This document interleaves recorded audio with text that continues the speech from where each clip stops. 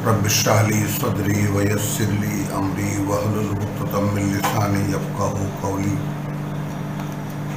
रब्बी अऊज़ु बिका मिन हमाज़ातिश शयातीन व अऊज़ु बिका रब्बी अन यहज़ुरून। बिस्मिल्लाहिर रहमानिर रहीम। सूरा यासीन। यासीन वल कुरआनिल हकीम इन्नका लमिनल मुरसलीन।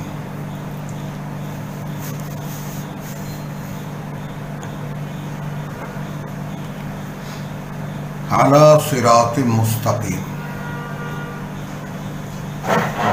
तंजील अल अज़ीज़िर रहीम।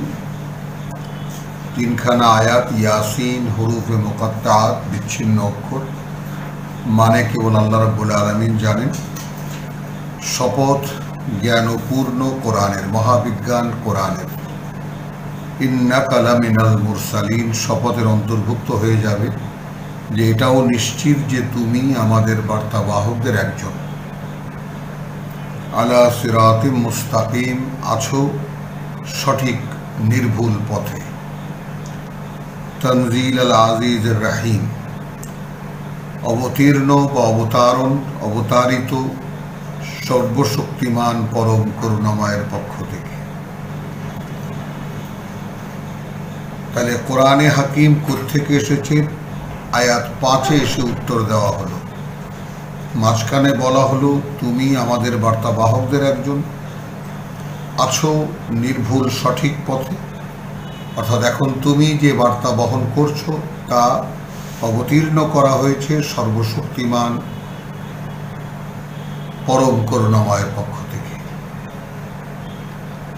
কারণ লিতুনজিরা কওমান মা উনজিরা আবাউহুম ফাহুম গাফিলুন, সাবধান করতে সেই জনগোষ্ঠীকে সাবধান করেনি যাদের পূর্বপুরুষদেরকে, এ কারণেই তারা এরকম উদাসীন হয়ে আছে।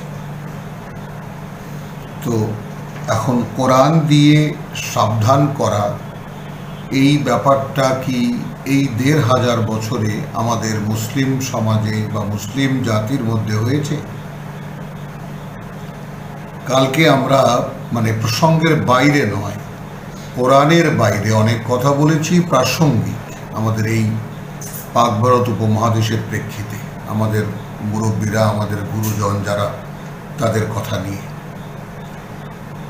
আমরা যেটা পড়ছি, যেটা বলছি যে কোরআন একাধারে অতীত, বর্তমান এবং ভবিষ্যৎ, তিনটি সময়কে সামনে রেখে কথা বলে।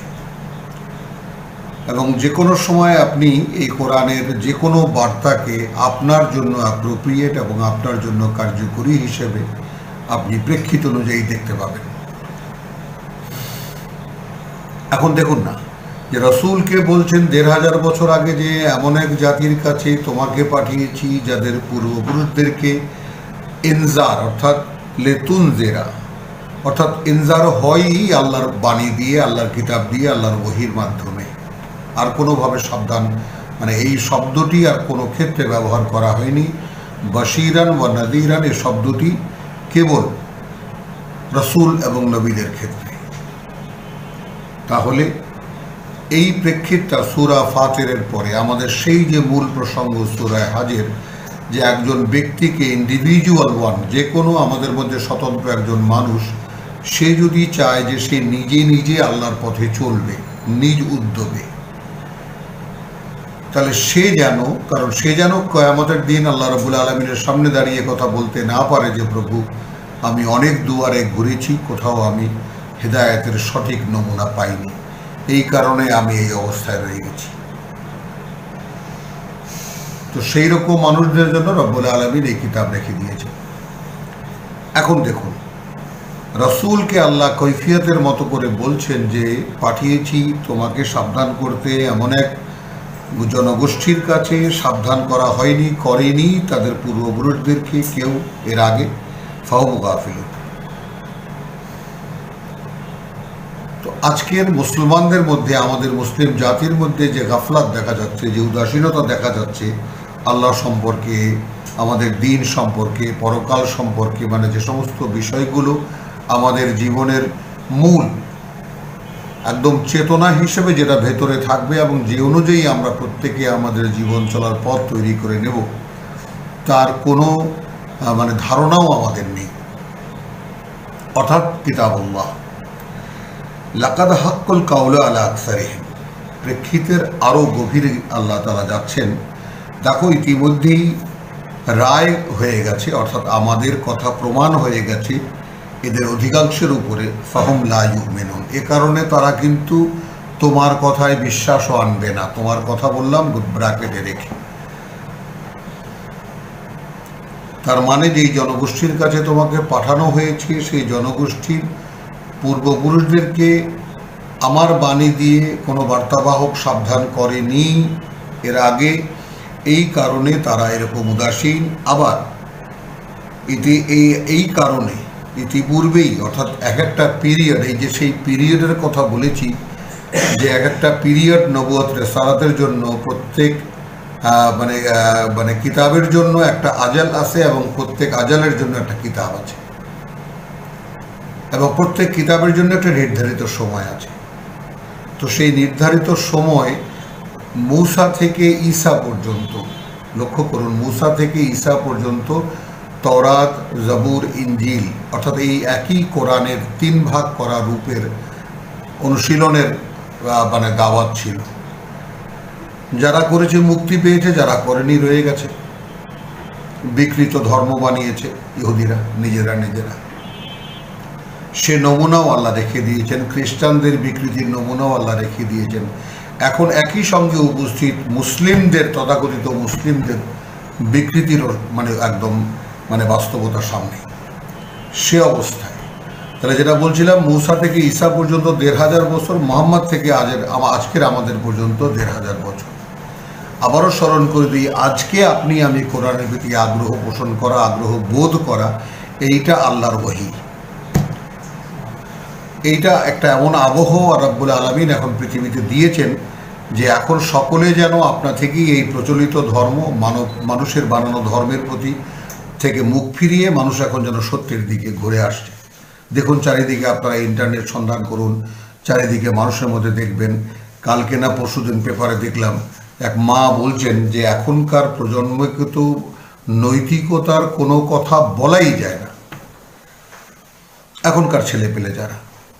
কিন্তু আমাদের শৈশব, আমাদের কৈশোর, আমাদের যৌবন মনে পড়ে যে আমাদেরকে তো একটা ভালো কথা বললে, কোনো একজন মুরব্বী দুটো ধমক দিলে আমরা মাথা নত করে সেখান থেকে চলে আসতাম।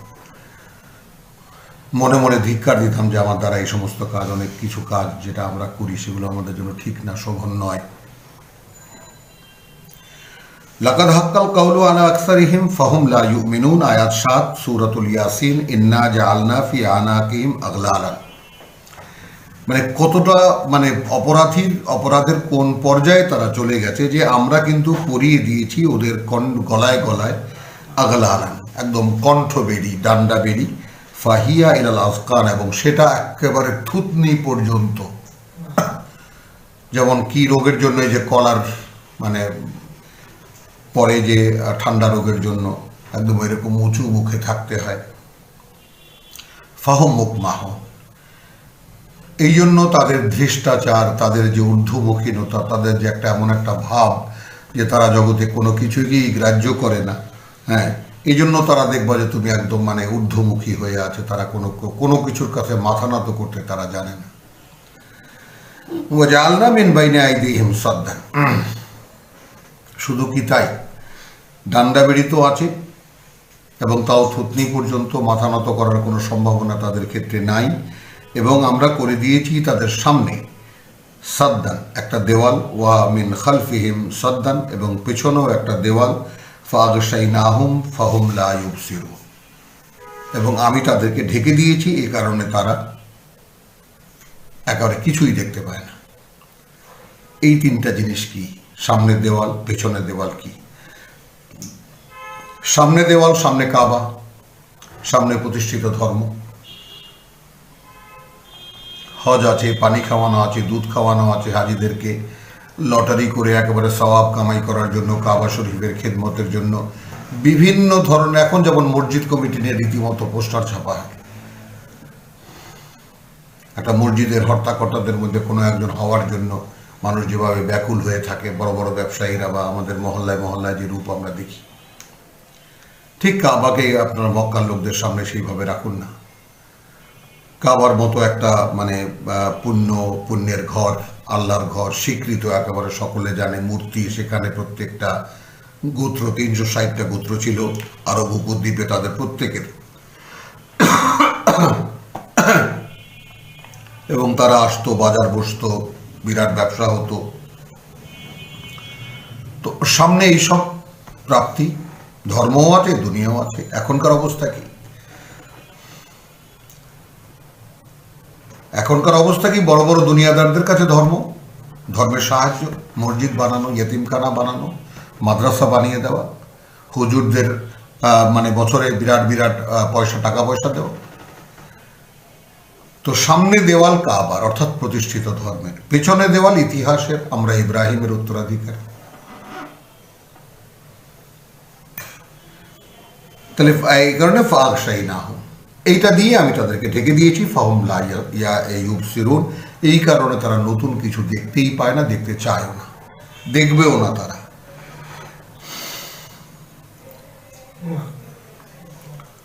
এবার সেই সূরা বাকারার প্রথম 7ম আয়াতের মতো, ওয়াসাওয়াউন আলাইহিম, অতএব একই রকম প্রতিক্রিয়া হবে তাদের ক্ষেত্রে। আনদারতাহুম, তুমি সাবধান করো, আম লাম তুনজিরহুম, অথবা সাবধান নাই করো, লা ইউমিনুন, তারা বিশ্বাস আনবে না।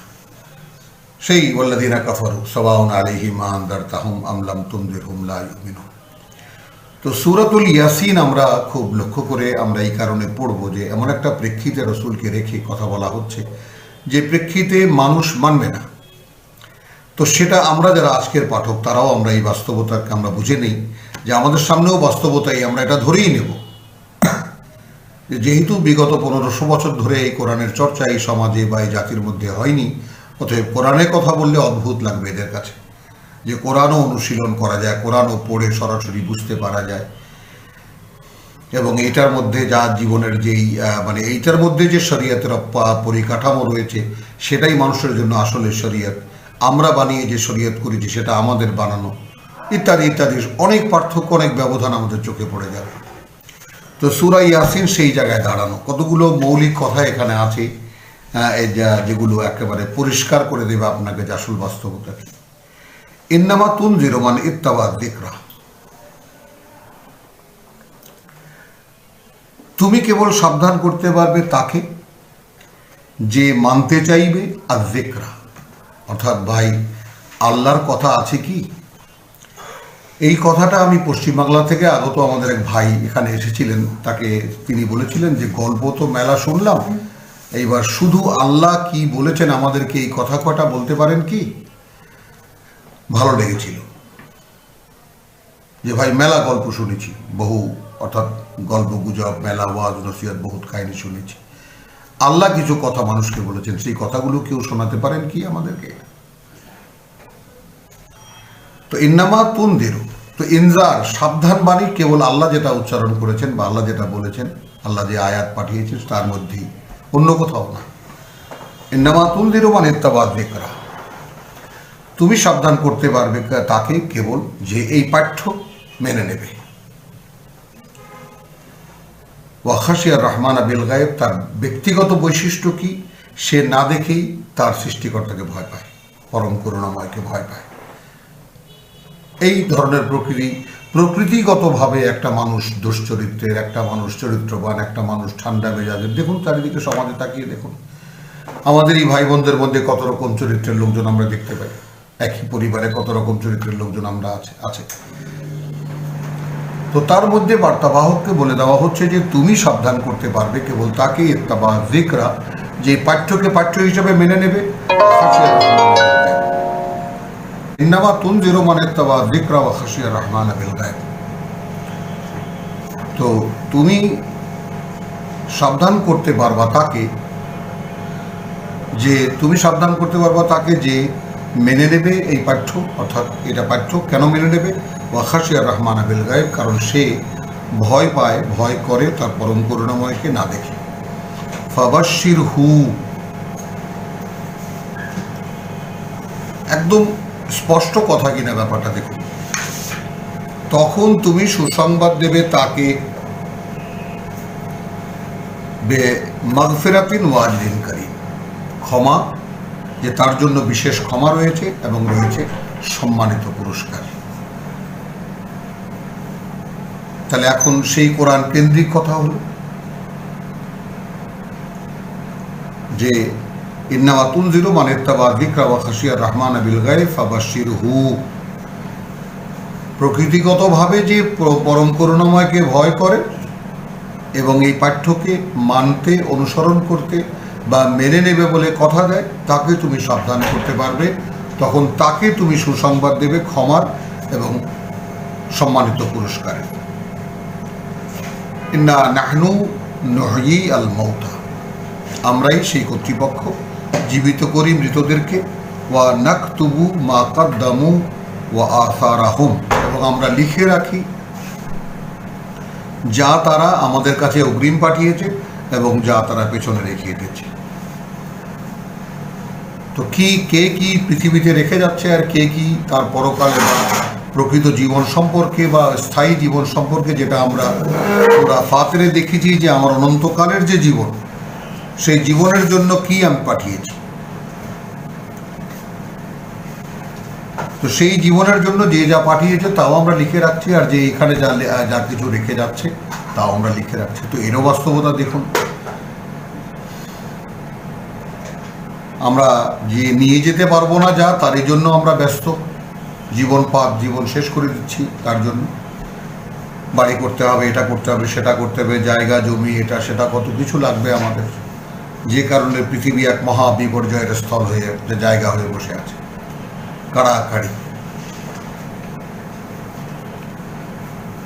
ওয়া কুল্লা শাইইন আহসাইনাহু ফি ইমামিম মুবিন। তাহলে আমি যায়েরা এদের স্থায়ী জীবনের জন্য, অনন্ত জীবনের জন্য আগাম পাঠিয়েছে, তা যায়েরা এখানে এই ক্ষণিকের জীবনের জন্য এখানে যা কিছু করে রেখে যাচ্ছে তা, এবং এমন প্রতিটি জিনিস আমরা একেবারে আহসাইনাহু ফি ইমামিম মুবিন, একদম লিপিবদ্ধ করে রাখছি আমরা, লিখে রাখছি আমরা, একদম সুস্পষ্ট একটা দৃশ্যমান একটা খাতায়, ইমামিন মুবিন। এখানে ইমামের মানে কি হলো? একটি খাতায়। তাহলে এই যে শব্দ নিয়ে যে রব্বুল আলামিন খেলেন, এই ব্যাপারটাও কোরআনের মধ্যে, কোরআনের পাঠকদের জন্য একটা বিশেষভাবে লক্ষণীয় বিষয়, যে কোনো শব্দের কোনো মানেকে স্থির হতে দেন না আল্লাহ।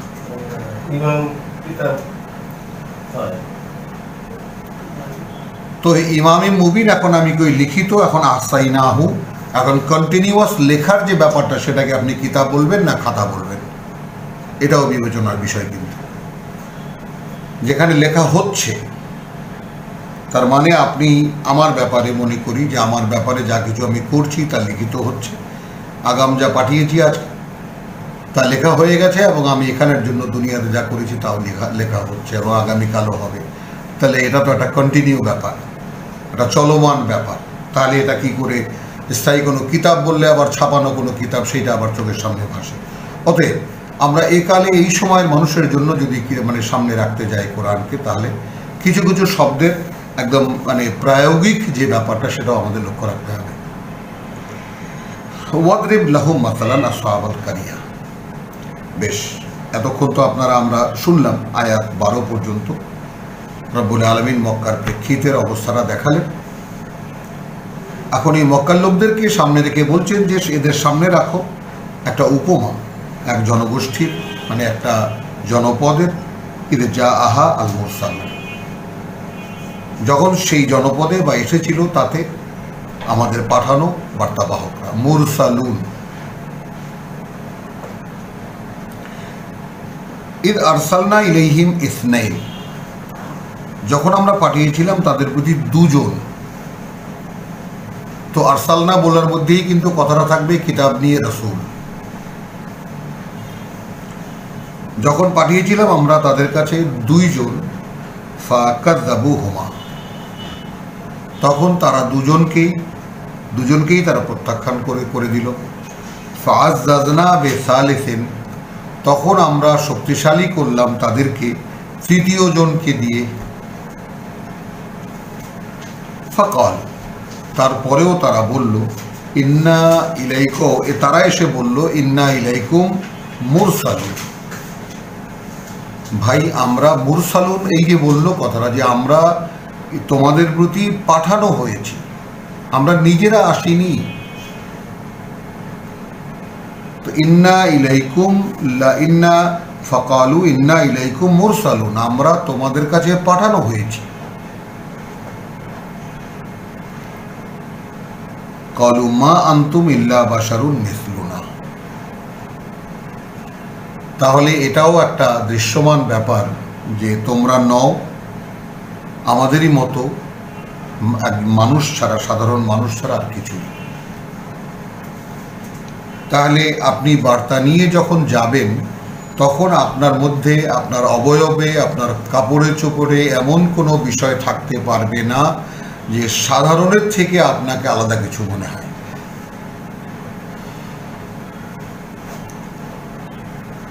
তো জনগণ বা সেখানকার নেতারা বলল যে তোমরা কিছুই নও, আমাদেরই মতো সাধারণ মানুষ। ওয়ামা আনজালা রহমান ও মিন শাই, এমন কিছুই নাজিল করেননি পরম করুণাময়।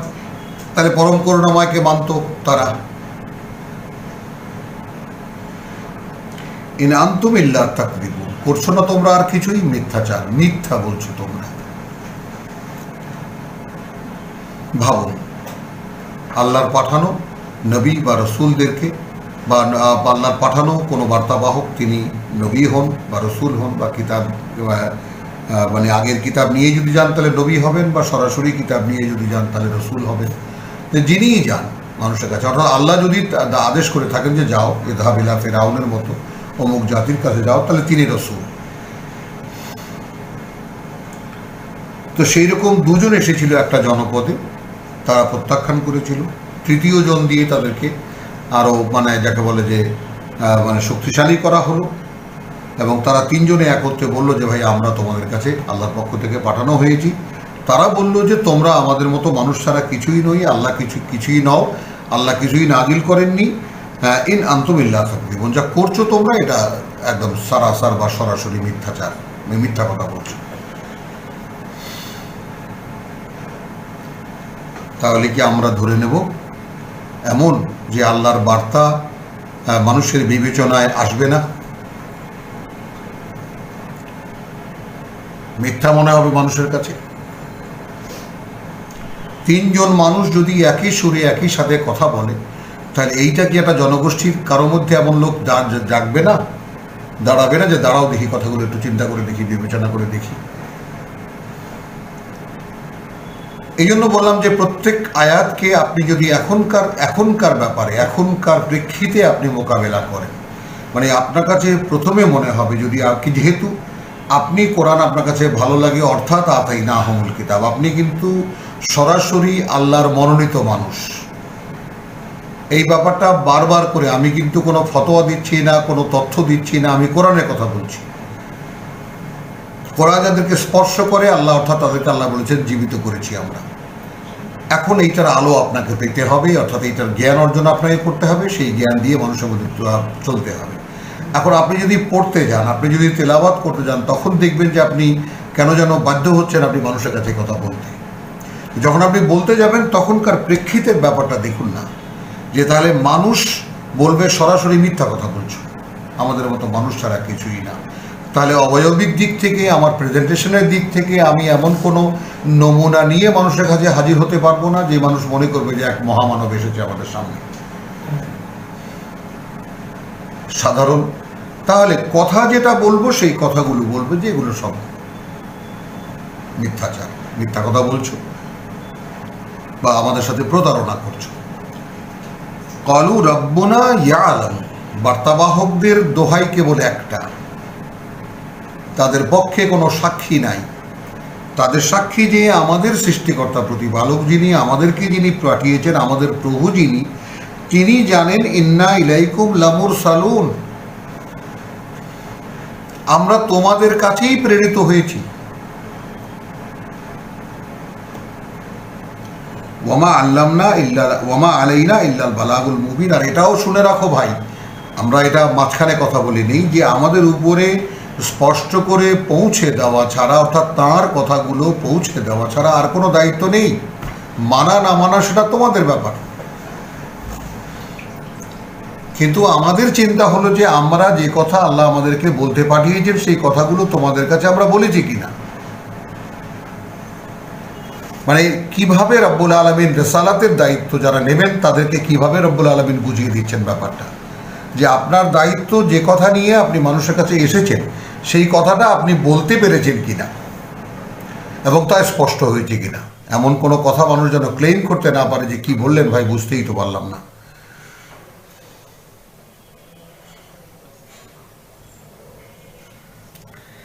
ক্বালু ইন্না তাতায়্যারনা বিকুম,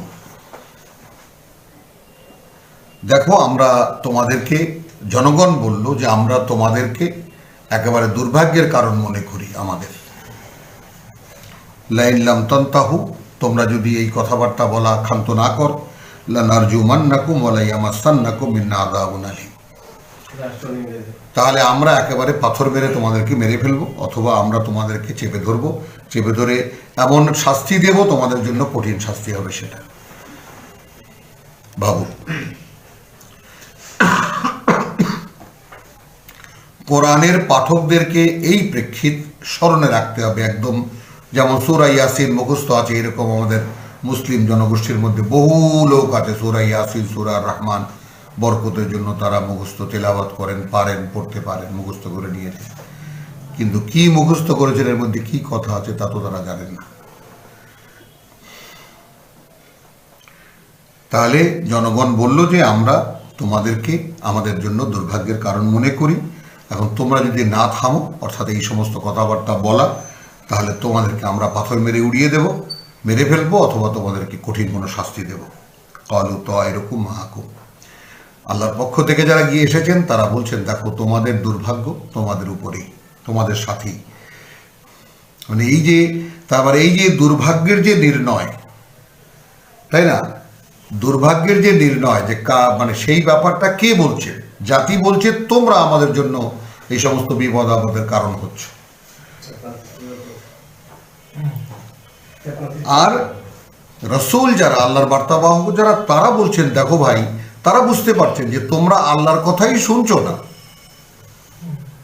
তোমরাই তো দুর্ভাগ্যের মধ্যে পড়ে আছো। তোমরা কত বড় হতভাগা যে আমরা আল্লাহর ওহী নিয়ে এসেছি সেগুলো তোমাদের কাছে মিথ্যা মনে হচ্ছে।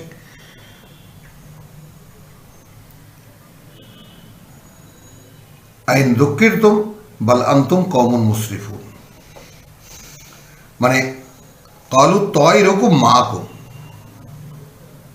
তাই না, যে দেখো তোমাদের দুর্ভাগ্য তোমাদের সাথেই।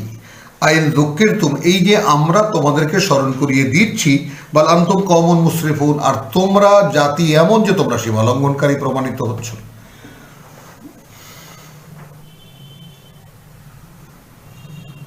তার মানে এখন হতভাগা কারা? এখন ভাবো। যা মিন আকসাল মাদিনাতে রাজুলুন ইয়াসআ, তখন মানে শহরের উপকণ্ঠ থেকে একজন লোক এলো ছুটতে ছুটতে। ক্বালা ইয়া কওমি ইত্তাবিউল মুরসালুন, হে আমার জাতি বা হে জাতি, হে লোকেরা, এই ইত্তাবিউল মুরসালিন, এই আল্লাহর বার্তাবাহকদেরকে মেনে নাও, এদের অনুসরণ করো। এখন এই যে লোক এলো ছুটতে ছুটতে, তার মানে গোটা জনপদের নগরীতে কোনো মানুষ নেই মেনে নেবার। নগরীর উপকণ্ঠে একজন লোক অপেক্ষায় ছিল যে আল্লাহর রসুলরা আসবেন, আল্লাহর বার্তাবাহকরা আসবেন। তো কানে কানে শুনতে শুনতে তার কানে গেছে যে রসুলরা তো শহরে কাজ করছেন। তো তাই সে ছুটতে ছুটতে এসে বলল যে ভাই, তোমরা, এরা আল্লাহর বার্তাবাহক, এদেরকে অনুসরণ করো, এদের কথা মেনে নাও। দলিল হিসাবে কি দিচ্ছেন? প্রমাণ হিসাবে যে তোমরা যে এদের কথা মেনে নিতে বললেন, ইত্তাবিউল মুরসালিন, ইত্তাবিউ মান লা ইয়াসআলুকুম আজরুন, তোমরা মানবে তো তাকে যে তোমাদের কাছে এই মান্যতার বিনিময়ে কোনো মজুরি চায় না। ওয়াহুম মুহতাদুন, এবং তারা আছে সঠিক পথে। এই দুখানা আয়াতের পার্থক্যগত যে দিকটা সেটা একটু দেখে নিন ব্যাপারটা। ইত্তাবিউ মান লা ইয়াসআলুকুম আজরুন ওয়া হুম মুহতাদুন, তোমরা অনুসরণ করবা তাদেরকে, হ্যাঁ, যারা তোমাদের কাছে কোনো পয়সা চায় না বা মজুরি চায় না এবং তারা আছে সঠিক পথে। এখন জনগণের উপরে দায়িত্বটা কি গেল? অর্থাৎ জনগণের উপরে দায়িত্বটা আমরা উল্টো দিক থেকে বললে, এক কথা হলো যে আমাদের কাছে যে কথা বলছে সে সেই কথার ধারক বাহক কিনা, তাই না? যেমন আমরা আমাদের ওয়াজ নসিহতের কথা বলি, এই ওয়াজ নসিহতের ব্যাপারটা একজন একেবারে সেজে গুজে এমন এক অদ্ভুত কাপড় চোপড়ে এসে উনি স্টেজে এসে বসেন যে মানুষ মনে করে বিরাট ধর্মাবতার এসেছেন, তো তিনি যা কিছু বলবেন তাতে শুধু বলবেন, এটা শোনাটাই সওয়াবের সঙ্গে মান্যতার বা চর্চার কোনো সম্পর্ক নেই, করণীয়র কোনো সম্পর্ক নেই। উনি যা বলছেন ওয়াজ মাহফিলে যাওয়াটাই সওয়াবের কাজ, পুণ্যের কাজ। আমরা এসেছি বা সেই পর্যন্তই, ফেরেশতারা সব পাখনা বিছিয়ে বসে আছে, আমরা এসেছি জান্নাতুল ফেরদৌসে, তো আমরা চলেই যাচ্ছি, হুজুর বলে গেছে। তো এখন আমাদের এখানে ব্যাপারটা পরিষ্কার যে কারণ হুজুরা তো পয়সা নিচ্ছেন, যা বলছেন ভালো কথা, তাহলে এটা যোগফল 2 2 4 বা 2 বিয়োগ 2 সমান সমান 0। তাহলে হুজুররা এসেছেন, কোরআন বলছে যারা এসে পয়সা নেয় বা যারা কিছু চায়, কোনো বিনিময় চায়, তারা মিথ্যা কথা বলে। আর এখানে দেখছি যে সেই লোক এসে বলছে যে ভাই তোমরা মানবে তাকে যে তোমাদের কাছে কোনো পয়সা চায় না, কোনো মজুরি চায় না, কোনো বিনিময় চায় না, এবং তারা আছে সঠিক পথে। এইবার তারা আছে সঠিক পথে, মনে করুন আজকের জনগণ, আমরা সাধারণ জনগণ, একটা গ্রামে আমরা থাকি, আমাদের কাছে আল্লাহর পাঠানো এরকম 3 জন রাসূল এলেন এবং তারা এসে বললেন যে ভাই আল্লাহর পক্ষ থেকে এই বার্তা নিয়ে আমি এসেছি তোমাদের কাছে। এখন আমাদের মনে করুন যে একেবারে জনগণ আমরা সবাই কেউ মানলো না। এখন তাদেরকে একজন লোক এসে বলছে, আমাদেরই মতো একজন সাধারণ মানুষ এসে বলছে ভাই মানবা তাকে যে কোনো পয়সা চায় না, তার কথা শুনবা এবং সে আছে সঠিক পথে। তাহলে এখন আমাদের যে বড় বড় ওয়াজ মাহফিলে হাজার হাজার মানুষ হয়, তাদের মধ্যে কেউ একজন উঠে দাঁড়িয়ে তো এই কথা বলার সাহসও রাখেন না, যোগ্যতাও রাখেন না, যে তারা উঠে বলবে যে হুজুর এই যে কথাটা বললেন আপনি কোত্থেকে বললেন, কোন উৎস থেকে কথাটা আপনি পেয়েছেন এবং কোথা থেকে আপনি কথাটা বলছেন। এ ধরনের ব্যাপার তো আমাদের মধ্যে নেই। তাহলে একজন লোক এসে আল্লাহর কথা বলে কিছু একটা বলে যাবে, ধর্ম উপদেশ দিতে গিয়ে কিছু একটা বলে যাবে, আর এটা আপনারা ছেড়ে দেবেন, এটা হতে পারে না। তো ইত্তাবিউ মান লা ইয়াসআলুকুম আলাইহি আজরুন ওয়া হুম মুহতাদুন, এবং তারা আছে সঠিক পথে। ওয়ামা লিয়া লা আবুদু আল্লাযী ফাতারানি ওয়া ইলাইহি তুরজাউন, কি বলছেন সেই তৃতীয় ব্যক্তি যে এসেছে শহরের উপকণ্ঠ থেকে, কি কথাগুলো তার জনগণকে বলে, তার ভাইদেরকে সে বলছে। সামনে দাঁড়ানো 3 জন আল্লাহর পাঠানো দূত, বার্তাবহ যারা, তারা এসে বলছেন যে ভাই দেখো আমরা আল্লাহর পক্ষ থেকে এসেছি, জনগণও বলছে তোমরা মিথ্যা কথা বলছো, তোমরা আমাদের মতো মানুষ ছাড়া কিছুই না, ইত্যাদি ইত্যাদি। এখন সেই লোক এসে বোঝাচ্ছে যে তোমরা মানবে তাকে যে নিজে আছে সঠিক পথে। সঠিক পথটা নির্ণীত হবে কিভাবে? কারণ সে নিজে থেকে কিছু বলছে না, বলছে আল্লাহর ওহী থেকে। তো এখন যেমন আমরা মনে করুন যে আমরা পড়ছি, আমরা যদি এখন এইটাকে আমি বিশাল বিশাল বড় বড় জনসভায়ও আমি একদম আমার প্রথম দিকে আমার মাহফিলে আলহামদুলিল্লাহ হাজার হাজার লোক এসে উপস্থিত হতো, তো তাদের কাছে বলতাম, অনায়াসে বলতাম, নির্দ্বিধায় বলতাম আল্লাহর কথা বলছি ভাই। কিন্তু আপনি জানেন যে ধর্ম ব্যবসায়ীরা এটা কিছুতেই মেনে নেবে না, এবং তারপর তারা একজোট হয়ে সেই সমস্ত সভাগুলোকে পণ্ড করে দিল, শেষ করে দিল। তাও সেইখানে এসেই তৃতীয় কোনো ব্যক্তি এইভাবে এসে দাঁড়ালো না, দাঁড়িয়েছিল অনেকেই, কিন্তু তারাও শেষ পর্যন্ত বৃহত্তর সমাজের কাছে পাত্তা পায়নি যে ভাই ইনি তো নিজে কিছু বলছেন না, কোরআন থেকে পড়ে শোনাচ্ছেন, আবার কোনো বিনিময় নিচ্ছেন না। এখন এইখানেই আমার শেষ কথাটা বলে আমি একটা রহস্যের কথা আপনাদেরকে বলবো। ওয়ামা লিয়া, এই লোক বলছে যে দেখো ভাই আমার কি হতে পারে, আমাকে কি ভূতে ধরেছে, লা আবুদু আল্লাযী ফাতারানি ওয়া ইলাইহি তুরজাউন, তাই না? মানে কি হয়েছে আমার যে আমি গোলামি করব না তার, যিনি আমাকে সৃষ্টি করেছেন, ওয়াইলাইহি তুরজাউন, আর যার কাছে তোমরা ফিরে যাচ্ছ, তার গোলামি করব না, তার কথা শুনবো না? তাহলে রিসালাত, এই তিনজন রসুল এসে এই জনগোষ্ঠীকে কি বলেছিল, কথাটা একেবারে আয়াত 22-এ পরিষ্কার হয়ে গেল।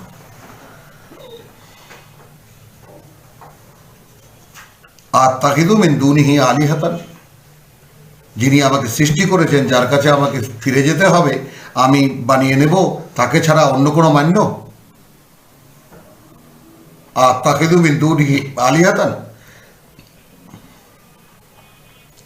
ইন ইউরিদন রহমান বিদুররিন লা তুগনি আন্নি শাফাআতুহুম শাইয়্যান, যদি ইচ্ছে করেন আমার করুণাময়, ইন ইউরিদন রহমান, যদি চান পরম করুণাময় কোনো ক্ষতি আমার করতে, লা তুগনি আন্নি শাফাআতুহুম, কোনো কাজে আসবে না আমার ক্ষেত্রে তাদের সুপারিশ, শাইয়্যান, বিন্দু মাত্র, ওয়ালা ইউনকিদুন, আর না তারা আমাকে সেখান থেকে উদ্ধার করতে পারবে। এই যে বিষয়টা, তার মানে যত পীর ফকির অমুক তমুক এটা সেটা মুরব্বী অলিয়া উলিয়া আমি মানি, আল্লাহকে, আল্লাহর পাশাপাশি আল্লাহ যদি আমাকে ধরেন, তাহলে এরা তো কেউ আমাকে উদ্ধার করতে পারবে, রক্ষাও করতে পারবে না। সেই কথা ইনি বোঝেন, যিনি সেই শহরের উপকণ্ঠ থেকে এসে জনগণের মোকাবেলায় দাঁড়িয়ে রসুলদের পক্ষ হয়ে বলছেন যে ভাই এদের কথা শোনো।